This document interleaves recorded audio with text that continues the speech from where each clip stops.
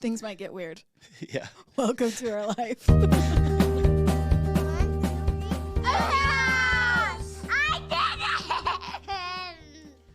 Welcome back to another episode of the Hewlett House podcast. I'm Hayden. I'm Jessica. Should we say Hayden and Jess? Hewlett. Yeah. In the house. Yeah. Yeah. Sounds good. It's nice to be with you today. I shouldn't admit this, but I have been awake since like 3 a.m. Guys, it's going to be a good one. It's going to be a good day. I had a migraine last night, so. Migraines and waking up. I just got up and I couldn't go back to sleep. I even took a melatonin, like a chewable melatonin at like, I don't know, 3:30 probably. And you still. And I almost got back to sleep, and then 5 o'clock rolled around. I was just like, ugh. Did you take your magnesium? Yeah, I did last night. Crap. We're on this really good vitamin regimen. We have been for a while, and it's really nice, but I haven't gotten up this early for a long time. Just happens once in a while. Just got a lot on the brain, I guess. I guess. A little stressed out, but, another day. What would you be stressed about, babe? Nothing. What do I have to be stressed about? My life is good. My life, yeah. Oh, good hell. Well, I think I got school tonight up in Salt Lake at the U. Got a quiz to retake from a finance class I'm in. Didn't realize I had signed up for like a literal accounting course, but it's actually been really awesome now that I'm starting to stress less about it in some ways, just kind of getting the groove of things, but in other ways I'm like, what the hell am I doing? Instead of questioning it every day while I'm doing this. It's like once a week? Yeah. We're back. Or every other. Three times a fair. week. I'm like, is this really what I should be doing? I'm 37. I was teasing Uncle Brian yesterday. I'm like, he's like, dude, that's so awesome. And I'm like, yeah, I guess if you consider being 37 years old and trying to figure out what I want to do with my life, awesome, then yeah, that sounds great, you know. Hey, better now than at like 80. Yeah, well, he said that. He said better now. He said better now than 50, and I said, well, give me time. Literally my response right there. So. You know what? Me. It's been the teachers are cool. It's been cool. Everybody's been really nice up there, and try to make the most of it. And you just got to do it. Yeah, it actually it's reminded me what it's like to be a kid in some ways, and I like this podcast that we did today. I like the topic you came up with because I've thought back to just what it's like to be a kid and why I get frustrated with our kids sometimes, and I see them and me and them, and I guess me and them more, and they're 50% me, you know, all of them, and 50% you, and I just it's crazy how different they are, but how many similarities I see in them from us, you know what I mean? Yeah. Especially myself, I don't pick out nitpicky things on you, but for me, I'm like, oh, they get that from me. And it's crazy. I think we've talked about this before, but how much our strengths can be our weaknesses and our weaknesses can be our strengths, right? For sure. So maybe we can get into some of that today, but yeah. And it's been kind of I don't know, when we've done a few, this is like our third podcast we've recorded and haven't released yet. So I guess we're banking a couple, but we're not going to release one of them because it was our first one back. We can call this season 2 and then just keep at it for a while, see how we do. Yeah, there you go. It is fun. Hopefully we can have some friends and family listen, and we need to get my mom on here if she's still willing. I need to text her. Let's do it. Pam, will you be on our podcast? Will you please? No pressure. Be on our podcast. I think she'll do it. She acted like she was nervous, but I think once you're in here, it's not too bad. Nah. We're professionals. I'll be. Yeah, there. Just kind of an update of what we've been doing this last week. We went to a builders conference down in Vegas. That was so fun. They call it IBS. I could not. That seems like a bad name. I know. No, it's just bad. Just bad. You just need to remarket that. International Builder Show? Is that what it is? Sure. Show. I think that's what it stands for. I just kept sitting there being every time, because I'm mature like that. Every time it comes up, I'm all, pfft. Everybody laughs when I tell them, or it's 70%. I think it's funny that they've really still haven't. Yeah, how long has this show been going on? And years. It's still called IBS. I think it's the biggest builder trade show in North America. I mean, I guess after so many years, you're can't go back now. Yeah, I know. But it was down in Vegas. We zipped down on a Tuesday and came back last Friday, and then we had people at our house and visitors all weekend, and back to the grind. Yeah, it was good. Yes. I really just need a nap. It'd be great, and we'll be fine. Well, Maybe waking up this at weekend. 3 o'clock doesn't help. Did you have fun in Vegas? Yeah. It was good. So we went and like did classes in the mornings and then walked the floor in the afternoon. Then we would have lunch. What was one thing that you learned in the classes that really stuck out with you? Don't take mine. There were like 2 classes that of the 6 or 7 or 8 classes we took, I guess. How many? We did several classes. Yeah, like 3 or 4 a day. Yeah. Yeah, so 6 days. Fair.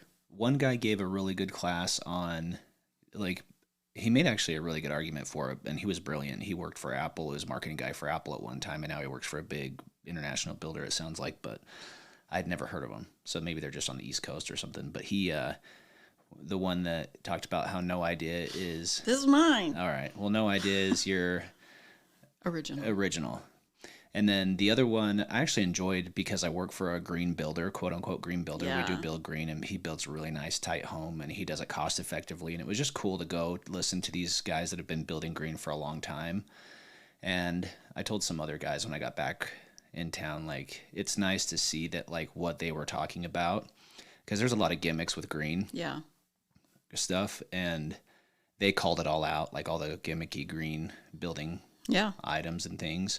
And it was all the same stuff that our builder calls out. That's gimmicky and dumb. And so it was kind of cool just to be like, okay, we really are on the right track. We build just a nice, tight house. Like, we build a great product for a great price. Yeah. And we're super competitive, but we're also like, I don't know, just it was just reassuring to me that, hey, we're on the right path. We're doing the right stuff.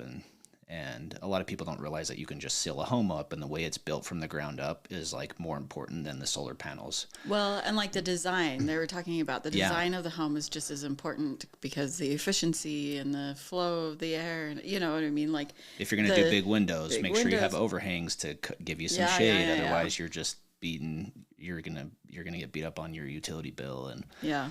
And I thought that was interesting. How do you seal the home up once you've built it? And I don't know many builders. I know some, but there's not a lot of builders that like seal a home up tight once it's done, you know? Yeah. And insulation's important, and then your roof, like your roof color matters. And right. Anyway. You think about that, like same thing with like a car, right? A dark car is going to get hotter in the summer. Well, a dark house is going to get hotter or stay hotter. Yeah. In the summer.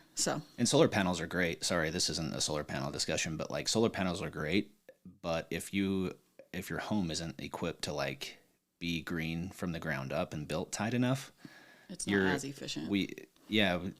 Our builder just says it's like putting lipstick on a pig. Like you're just Who's offsetting builder? The crappy green tech construction. Yeah, he's awesome. Kurt's he's awesome. Honest, he's a good dude and just does a great job. And anyway, we can talk. Maybe one day we can talk about the other builder we got to know the past couple years that I got some good stories about. There's good and bad builders out there, and there's a reason. Just like there's good and bad agents. We can wait till the lawsuit's over, I guess. Good hell. Well, okay, let's go back to the first one that you talked about, that no idea is original. And he's talking about things evolve. Yeah. But the original idea, like everything that can be invented has been invented, and mainly just ideas are evolving. Yeah. And you're progressing on ideas. So don't worry about borrowing ideas from people. Progress it, make it your own, and continue on. And then give credit. If you did get an idea from somebody that you improved on, give credit to that person. And it's just like podcasting, right? 10 years ago, there weren't very many podcasts, and now there's a billion podcasts. Right. But podcasting is just like talk radio. You know what I mean? So even that wasn't an original idea. Anyway. How often do you listen to the radio, like the actual radio, like FM or AM radio when you drive? Oh yeah, I was telling you, at this point, if my kids are in the car and they're fighting over who gets to choose what song, that's when I'll turn on the radio and take away some choices so that we're not fighting about this huge span of choices, more so like 5 songs that are on the radio, and we're just happy with what we got. You know? Yeah, I listen to podcasts, audiobooks, or music. Yeah. Like I have Apple iTunes on my phone and the family subscription we use. I know a lot of people that like Spotify, I mostly just use that for Joe Rogan. Yeah. If I'm being honest, but it's always been like glitchy and there's always a delay. Advertisements too. Yeah, there are, but we don't pay for Spotify. So yeah, that's true. If we paid, it would be better. But we even when we had the paid version, it was really spotty. like, yeah, it didn't seem Spotify. Spotify. Oh my gosh, you get what you pay for. Don't hate though. I know there's a lot of Spotify lovers out there, all you Tesla drivers and whoever. But Tesla loves Spotify. Well, I think I don't know. I know people that have it in their car and like it, so whatever. No, it's good. Yeah. But yeah, it's crazy how times change. He mentioned like, sorry to cut you off, but social media and like look at what Facebook, Instagram, now TikTok, and how it's all evolved. And you have like YouTube Shorts and. Well, you got YouTube Shorts, or you've got like Reels, are the same as TikToks, and yeah. Yep. So I had to delete. Cool. I deleted TikTok off my phone last Sunday. You did it. And honestly, I have noticed I have a better attitude. The sky is not falling as much this week. The world is not ending as much. Yay! I do check the news, and I'm still on social media on my phone more than I should be, but I was like full-blown addicted to that stupid app. I'm watching like video after video after video. I'm like, what am I doing? I need to go to sleep. That one's hard because there's not an end, right? You watch people's stories. Yeah. But then once you get through all the stories, then you're done. Yeah. And that's your break to get off, right? But TikTok is just scroll.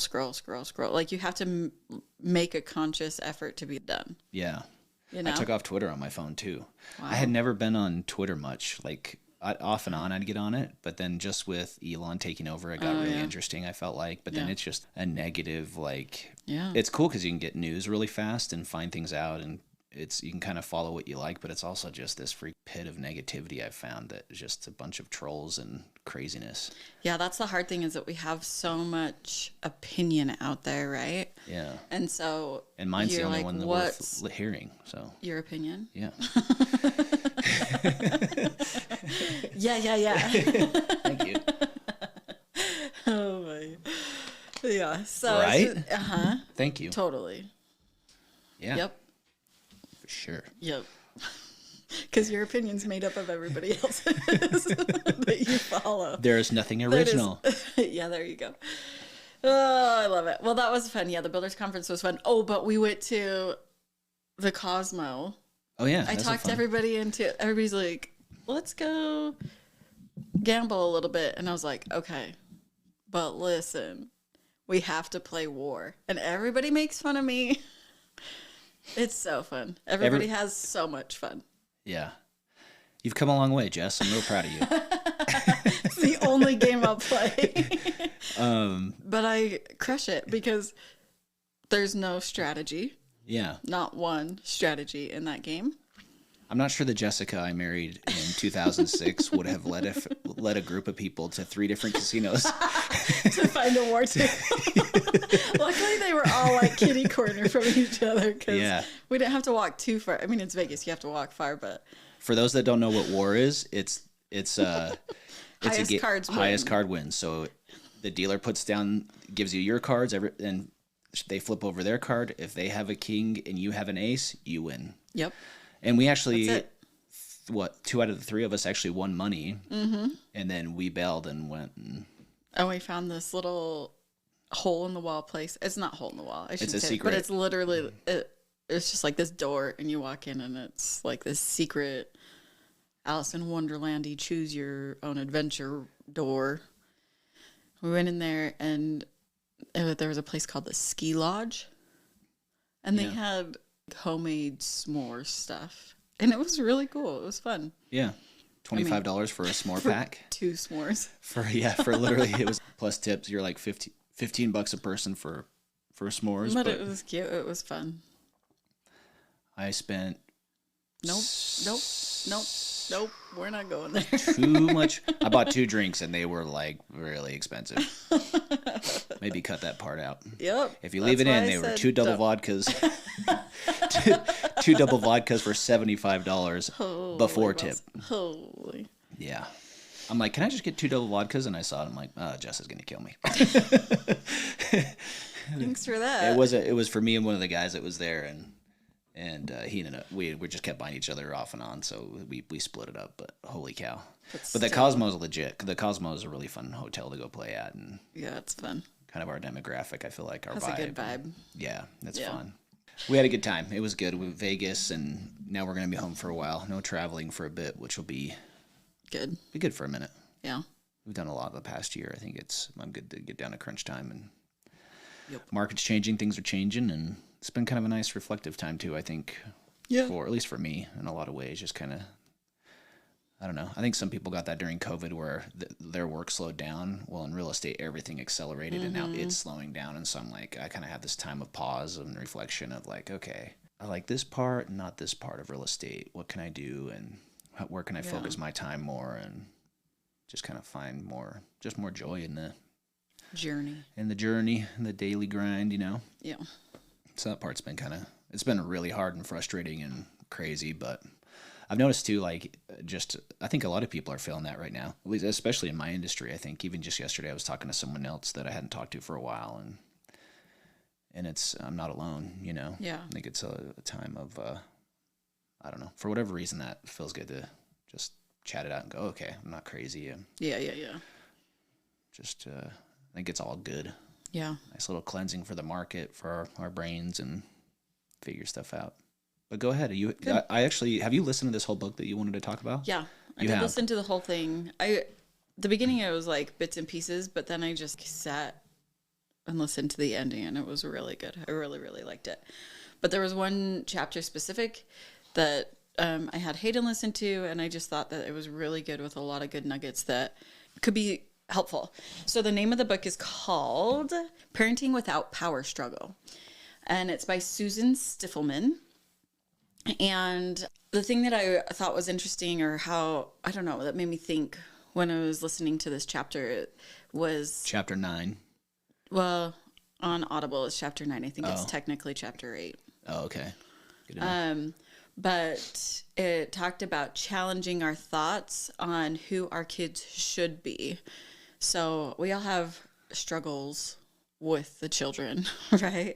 And sometimes it's totally the power struggle, right? Like, who's in charge, especially as they become teenagers and stuff and trying to be more independent and be their own self. I just love the way she approached it. So she starts off going through like a session that she had.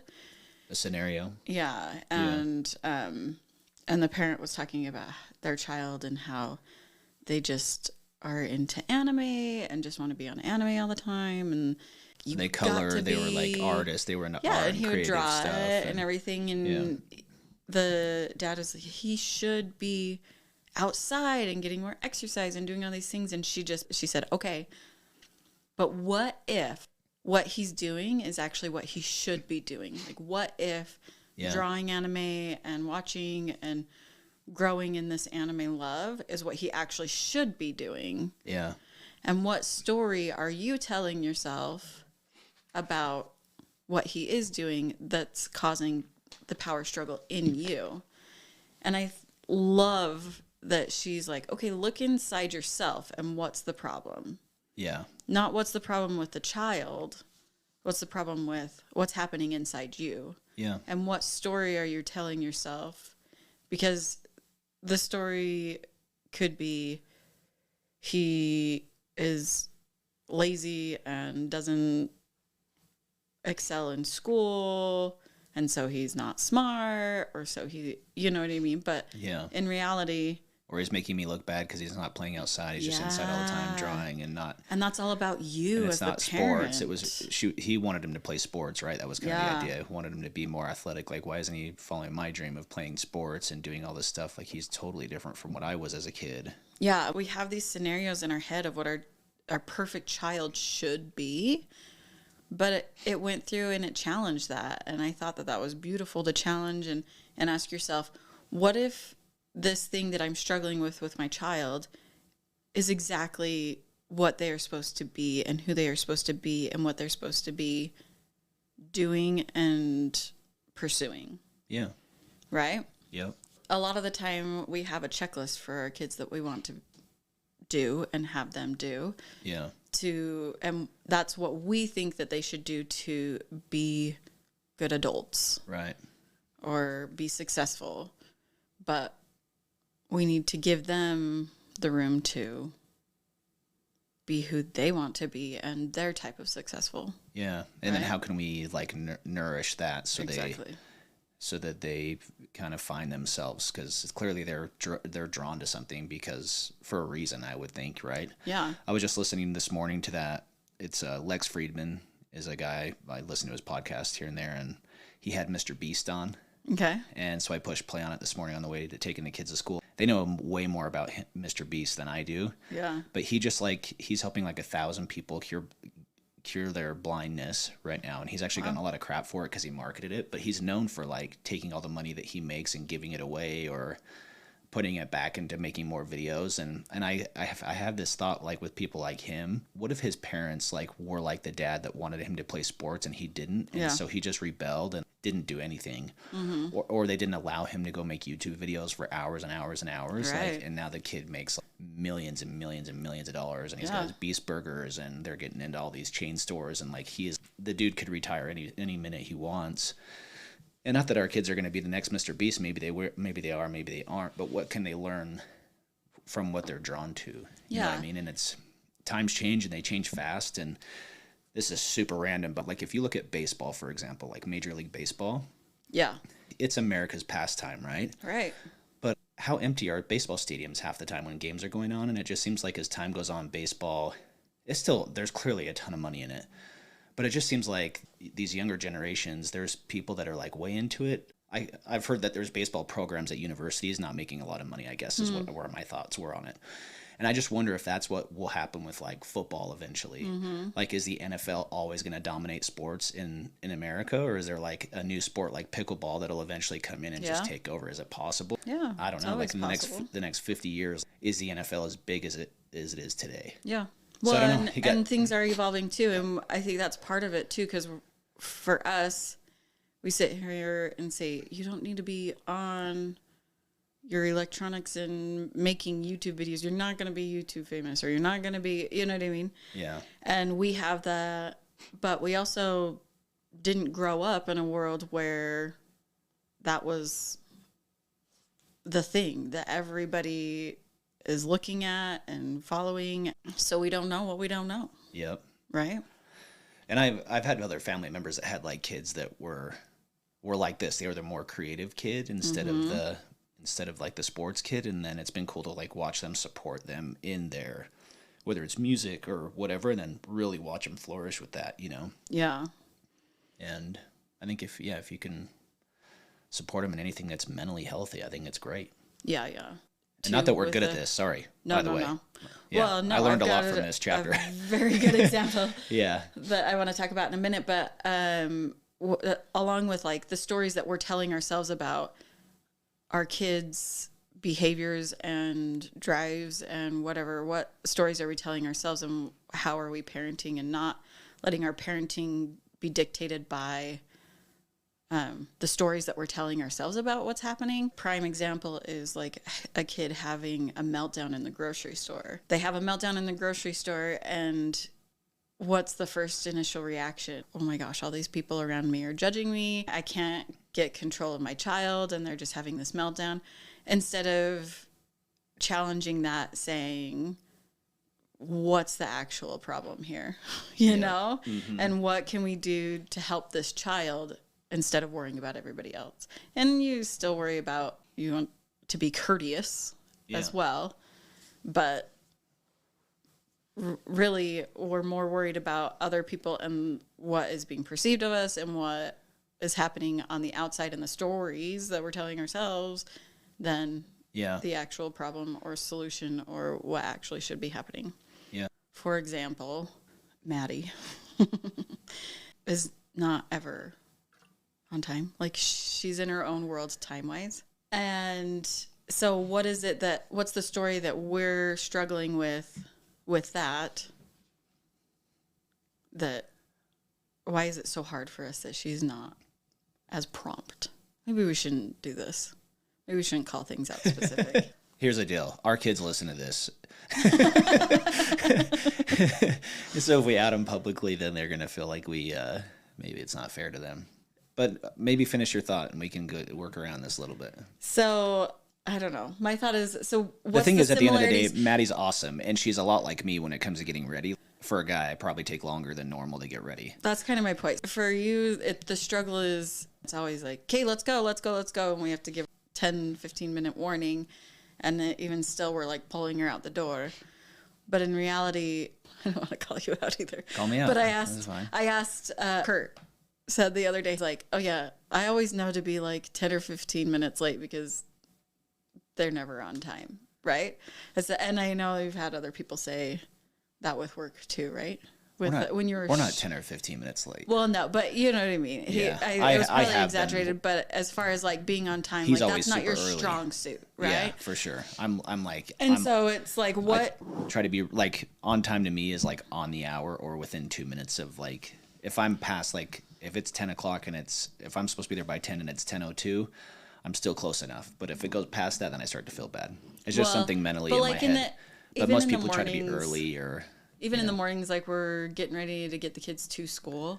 Yeah. And Maddie's usually tardy to school, but it's on her, but also on me because we're running late in the mornings. Yeah. And so those things are hard for us, but it's also I'm always 15 minutes late too at this point with all the kids and stuff. I'm usually 10, 15 minutes late. Yeah. But is it hard because that's a personal struggle we have too? Yeah. You know? I feel like we underestimate the time it takes to get out of the house. Correct. For sure. But even if like we go to your parents, for example, for dinner. Yeah. Like trying to get out of the house to come home, it takes as long to get out of the house as it does to drive the 30, 45 minutes to actually get home from there sometimes. Yeah. And so it's honestly, like, yeah, super. And so sometimes I don't even want to go because of the whole process of all of it. I'm like, I stay home a lot, right? I have been off and on the tool sometimes, but I don't like to go because sometimes I'm just like, okay, it's 4:00 now. We have to be back by like 7 and we're going to have to get everybody out the door. Then we're there and then we have to start leaving like an hour before we want to actually get home, maybe sooner. So we actually get home on time to get everybody to bed. Yeah. Anyway. We're probably not the only ones that struggle with that, but holy crap, it's so that's real just with that. The whole point is just to look inside and say, okay, my child struggles with this and it's driving me nuts. But what's the story, A, that we're telling ourselves about that? And B, is it something that we also struggle with? And so that's why it's frustrating. Totally. Yeah. You know? Yeah. You don't look inside a lot of times. We're just... Yeah. And maybe it's not even exactly parallel where it's the exact same thing, but it's like a roundabout thing. Like she gave an example about how struggled because their child was so worried about fashion and makeup and all this stuff. But she wasn't worried about fashion and makeup, but she had similar worries in herself about how she's presented herself. Yeah. So they're not the exact same thing, but they are similar. Anyway, whole point of being like, let's look in. Let's work through this and see what the struggle is within us. And they're not trying to be late just to make us mad. They're late because they're probably trying to perfect their hair or they didn't get up early enough or whatever, or they just took too long to get ready and lollygagged and whatever. But it's not usually just to make us mad. Yeah, right? No, never at all. Never at all. And I had to remind Hayden, I'm like, listen, she's a teenage girl too. And they take, because he had this conversation with her about, Maddie, why does it take you so long to get ready? Jess can get ready you can get ready really fast. Like I just but she's 2 make hours. it work. She wants to get up at 5 You give me a to leave time the school frame by. and that's as much time as I have and what it is what it is. But that's my personality. I'm just like, okay, well, we are what we are today, you know? Yeah. And so I know that most teenage girls, when I told you I had cousins that take 2 hours to get ready no matter what, growing up, he's like, excuse me, what? And I think that you may not have seen that because by the time you moved to your dad's and your sisters were teenagers, you weren't living with them. Yeah, that's true. And then you moved out before the girls at your dad's house were. So you may not. I'm like, you have sisters. And then I thought that through. I don't remember it taking like 2 hours, but. No, but they take longer. They and in her defense, I mean, she gets up she's to school some days by like 7 and not home. Yeah. And then sometimes she's at school till like 9 o'clock at night with the stuff she's doing. And yeah. So we try to give her a break but sometimes maybe we to a fault give her a break, and I'm just like, hey, not waking up to your alarm is a bad habit to get into. So, yeah. Like, if I'm good with you, like going and doing stuff as long as you're waking up in the morning. But again, challenge. What if she is supposed to take that long? Why would she need to take that long to get ready? Why? Think.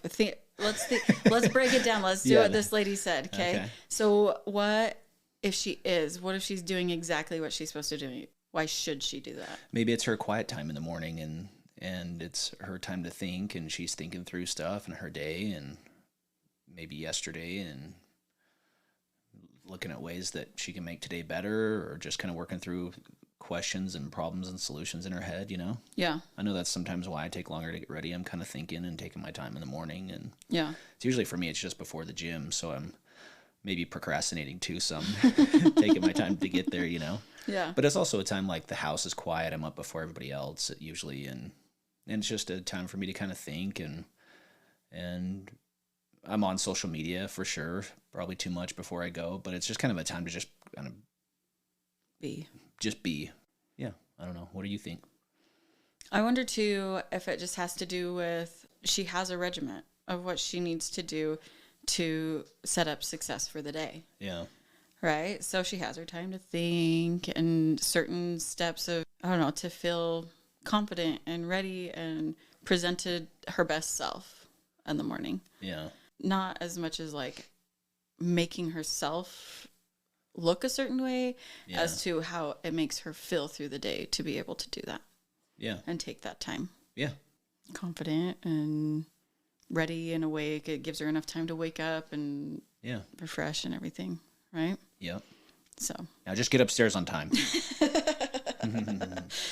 Yeah. And what if like she just has been into makeup and hair and fashion, like what if that's what she wants to go into, right? Yeah, so she's trying maybe she's trying new things out, or new methods of something, makeup, or new methods of hair or something out to better her knowledge or understanding of these certain product. Anyway, well, she talked about, she was saying that this lady, she was talking about her kids and telling how smart they were and how awesome they were, and she just glowed about them. And she said it wasn't until later in the conversation that she found out that one of her kids was handicapped. Yeah. And she's like, I knew nothing other than this lady praised and loved her children. And so she asked her, she's like, isn't that hard to deal with that? Because she never said anything about it being a challenge. And she's, not that parenting, we can't talk about it being a challenge, because it totally is. And it's good to talk and to feel relatable, right? When we're talking to people, like you felt totally understood when you talked to that real estate lady that you were saying she was feeling the same way you were. But she said that she was saying that a lot of people feel pity on her and are like, wow, great job. You have a disabled, son or daughter or something, and it must be so hard. She said, like, it's my life. It's what I do. I love it. Yeah. She just has accepted it and is like, no, it's the cards I was dealt, and we deal with it, and we choose the best attitude for it. And I thought how much you can't do that any more healthy, I don't think. Well, and it comes back to what we focus on grows. Yeah, totally. So if we're focusing on all these little nitpicky things that are wrong with the children, or that are wrong in our lives in general. Yep. Then it's going to be hard. And that's the only thing that you're going to see. And bad days are okay. Sorry, go ahead. I didn't mean to cut you off. No, in another book I was reading, I think it was in the Emotion Code, it talked about, like, we don't have to verbalize my children are hard. Yeah. For the kids to feel it. Right. Right? What we say in our head, they can actually still feel. Yeah. Oh, I've got a lot of undoing to do. Yeah. You know what I mean?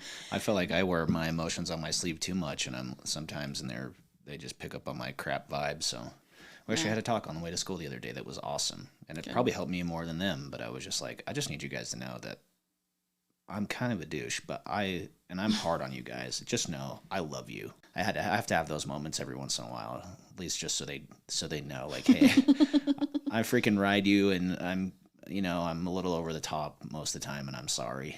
And a lot of times she talks about getting enough sleep. Yeah. Today, Exhibit A, getting up too freaking dang early, or getting enough sleep. Are we eating enough? As a parents? Yeah, are we eating right? Ourselves? Yeah, so when I get home at night, and the house is messy for whatever reason, because we have children. And I'm on edge already, and I like order, and sometimes it's not always orderly, right? We have to function in some chaos, and so then I'm already on edge, and I want to blow up and be like, why are we sitting on the couch when the freaking house is a mess? Like, get up and do something, Yeah. When, like, they need to sit on the couch too once in a while, and they just got back from school and all their activities for the day, and, like, it's okay. And so I just, like, even last night, I was just, like, biting my tongue, and even though I was a little bit snippy last night when they got home, I pretty much bit my tongue after they got back late from the basketball game they went to. Mm-hmm. And then I woke up this morning, like, so glad and grateful that I just didn't get upset about something stupid. Yeah, because they were kids and they had fun. Yeah, it was like totally. It was a great night for them. Anyway, yeah. Even though sometimes it's hard for us because then we have to stay up a little later to get our night finished, then they still, need to be there. One thing that I thought about, an example for us, and something that where at least I kept pushing it because of me is baseball for Jack. So we put him in baseball. What, was he 8? Yeah, something like that. He was young. He had the opportunity to be on this team, and sports these days, I hate that you can't just go play sports to have fun. Yeah. Because it's just not that way right now. So I got in this. I mean, you can, but you can, but it's not as fun. Hard. Yeah. It's not as fun because everybody else is doing it competitively, and there's not room to just do it recreationally, right? Because it's not fun because you're getting freaking plowed by everybody else. Yeah. Anyway, so I put him on this competitive team, which was fun, and he loved it because he was with his friends at first, so he was loving it. But then it started getting more competitive, and he wasn't loving it as a sport in general. But to keep up, we had to get him a batting coach and a pitching coach and you know what I mean? We had to just do all these things. And I sat there thinking, this child is spending... It was 30 hours a week on top of school. Yeah, I just felt the pressure. I'm like, he needs to keep up. If he ever wants to play baseball, we need to keep him going. And this is a good setup for him for if he ever wants to play. And so I just kept pushing it and making him practice and doing all these things and going to all these extra stuff. Right. And then I finally sat back and had this come to Jesus with myself. Like, is he actually enjoying this? Is he actually supposed to be doing this? And so I asked him after, 2 or 3 years, I'm like, finally asking him, okay, what do you want to do? Yeah. Do you love this? Do you, for years, just making him do it? Yeah. And now that he stopped, he's like, well, but he hasn't asked to go play baseball again. No. Yeah, no, it was clear that he could have he did okay in baseball. He could have been better, but I saw his coaches saw too, just his lack of, like, he liked to go because of his buddies and it was fun to play once in a while, but it just kind of became too much. It was too serious. He just didn't love it enough to just want to do it 30 hours a week. And there's some kids that love it. And if he was like that, then we would have fostered it and let him do it. But I'm like, maybe it's time to just try some other stuff. And it was a hard decision to make because even he had a hard time going, okay, like, I'm not going to be able to hang out with all these buddies that I really love and love hanging out with as much. And so it's tough. But we had to sit back and say, okay, is it that you're hanging out with your friends that you love? Is that worth the thousands of dollars and time and everything? Right? Yeah. So we took a break and it was great. And I feel like he's been happy doing the things that he's chosen to do instead. And he's been able to try a whole bunch of more things to kind of, and let him decide and foster what he wants in his life and where he wants to grow and progress, and let him choose that instead of me worrying that I'm not doing enough or that he's not progressing, because I would take on, like, his wins I would take on and his losses I would take on, you know? Totally. And I mean, I'm competitive, so I want him to do the best, but also it wasn't about me, and I kept making it about me.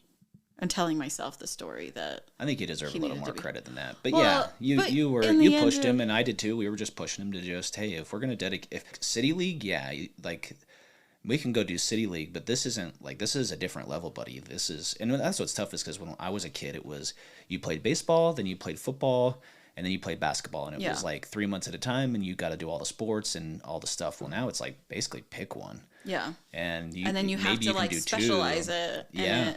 And if you really want a chance to if you want to be good, you've got to do it. And then if, the chances of a career in any of it's obviously really slim and hard and tough, but even to get to the college level. And then if all these guys go to college and they play baseball, one day I don't know, I guess baseball you can play for a long time or softball and stuff, but it's a lot of dedication. Even football nowadays, like I was talking to another buddy the other day, and they do these passing practice things, and they're in City League basketball. Yeah. But then after basketball on Saturday, they go to these pass camps, these football camps. Yeah. So it's like sports are year round these days. It's not just there's a season of each sport. Like when we were growing up, it was you'd play, like you said, you'd play during the football season, and then you could go play something else during the off season. Yep. It's not that way anymore, which is hard, and we as parents need to figure out how to navigate it. Yep. And foster it in the way that they want, because it's not going to do us any good to force them into it because you can't perfect something if you don't really care. Yeah. Well, I felt bad. What's funny is like this, I almost forgot, but I was just going to say, like, it was funny to watch them start, and the amount of progress that they made even in like one season was mind blowing because of how much they played. Like they just time on task over time, right? They improved so much that like they started winning these little tournaments and like really doing well. Yeah. And where I felt bad was COVID started. Mm-hmm. And so they were just trying to look for ways to like play more baseball, and there was City League going on. Mm-hmm. So they would join these City Leagues, and these poor kids that had never played baseball in their lives, even though we only had like a year or two under our belt, we would go in and we would, cream these poor little baseball teams of these little kids that were just like, probably it took all the courage of their little hearts to like get up to play, and they're playing against these kids that play baseball freaking 30 hours a week for like the last 9 months. That's what I mean. It's like, I think it's great. It's a great idea for those teams to use those as practices, because that's what we ended up doing. We used City League as practice. Yeah. And I actually think that that's genius, but also like it ruins it for the kids that are just coming to try and play for fun. To see if it's something they even want to do. They just are getting their asses kicked. Yeah, that's exactly what exactly what I meant. In the coach's defense, like they actually did try to like play down a little bit, like especially when they got ahead. Some of the other kids they're just like that were it was starting, not like the main pitchers. Yeah, totally. So they tried to make it cool, but even then I'm like, dude, this is like almost sad. Like, right. And we're on the winning team, and I'm like, this isn't even fun. It's like, it's like having all the cheat codes to a freaking video game that you're playing. It's not fun, right? Isn't that what Rogan said the other day on something we were listening to? It's not, you gotta, anyway, you get it. Yeah. But, so, times are changing. So, moral of the story, I loved she said, don't make your child's job to make you feel okay. Yeah. And I realized that's what I was doing. I was trying to make me feel okay about this choice to push him in baseball, and it wasn't his job to do that. Yeah. And I was working him too hard to fill that whatever hole that I was trying to fill. I don't know. But Uncle luckily Rico over here for a month. Throw things over the mountain. So I that stood out to me that she said that. I really, really liked that. The last quote I want to do, is there anything else that you want to say before I wrap this up? No, I think you covered the story we tell ourselves. Yeah. I think for me, a lot of this boils down to forgetting what it's like to be a kid sometimes. Yeah. I kind of mentioned that early on, but just like going back to school, and I remember being a kid, like, I'm going to do this different as a parent, and I'm going to do this, and now I've forgotten all that. And I think that sometimes our kids in some ways would make way better parents than us because they know what it's like to actually be them. Yeah. There are so many more, what's the word? Variables that we don't think of when we're kids, right? Yeah. So we have a lot of variables, and we get in a state of overwhelm, and then we get in reactive mode. which is so hard because it's so automatic and it's and nobody is immune to it. It just is going to happen. And so we got to give ourselves grace in that like we could still be trying our best and have a crappy parenting day, you know? Yeah. And I tell my kids all the time, I may have already said this because this is my mantra, is that I am trying my hardest to be the best parent I can with the tools that I have. But inevitably, I'm going to mess some things up. I just am. So I'll pay for therapy. You let me know when you want to go. And that's just, I just firmly believe that like nobody can do it right for each child. Totally. Right? Yeah. And we can do a lot of things right and probably even most things right as a parent, but we're still not going to always do it right. I think that's been one of the strengths of our relationship with our kids where we feel like we've lacked a lot. I think that honesty in this aspect with them has been really healthy for us. So being like, hey, I might be an adult and I'm older than you, but I still don't know what the hell I'm doing here, dude. So I'm trying my hardest. I love you. I still mess up. Do you remember when we had that? I have a signed Darren Williams picture that used to hang in the office. And Jack asked you when he was like 4 years old, he said, when was dad chocolate? Didn't he ask you that? Yes, like, when was I black? And you're like, that's not dad. And I'm like, this dude, and then he like thought I was like freaking Batman too. I'm like, this kid is gonna get so let down in the next 5 to 10 years when he realizes like how not cool his dad is. And I'm like, I love Darren Williams, buddy, but that's Darren Williams. That's not me, you know. Yeah. And I love Batman too, but I'm not him. That's Batman, you know. But I love you, and I'm your dad, and I'm trying, and I screw stuff up a lot. But just know at the end of the day, I still love you, and I'm still learning too. And I think some of those conversations at the end of the day have really helped them understand us and us connect a little better. You know, like an I'm sorry goes a long way, I've learned. Oh, for sure. So, and you're actually really, really good at coming back when you feel like you've done it wrong and saying sorry and trying to make it right. I'm a little heavy-handed sometimes, or get upset sometimes, and go a little overboard. But I try to be. But at least I try to fix it bring fast it back. I try to be quick to apologize and make it right and give hugs and kisses and. Or sometimes that's not my strong suit. Like sometimes I'm like, no, I'm justified in that. I said what I meant and I meant what I said or whatever. Yeah. But it doesn't mean that it was right the way that it was approached. And so sometimes. You're pretty good. I struggle with that. I mean, you're a pain in the ass, but you're pretty good. For sure. I loved this quote. When children are liberated from their parents' dissatisfaction with who they are and should be, they are free to raise to their potential with all the accompanied joy and satisfaction that comes from being exactly who they are meant to be. Yeah, I love that. I loved that. What we've learned through this faith transition and everything is that it comes down to who we feel we should be to our core. Yeah. And that doesn't translate into who our children feel like they should be to their core. And we need to honor that. Yeah. Be you. Yeah. Yeah. And do the things that you feel are right and true to you. And well, she gave the example of someone that was an adult that was still struggling with making decisions because she was worried what her mom might think, right? And I think that's probably really normal, I would think, in a lot of ways. But a lot of times you just have to do, and that's something I think we've learned in the last several years. And even in the last year, I've kind of had this awakening of like, no one's coming to save you, dude. But you have your family and we have each other, and that makes this journey that much better. Mm-hmm. And for some reason, the people closest to us we're the harshest to. Yeah. And so I've tried to make that a focus too. You got one shot at this with these kids.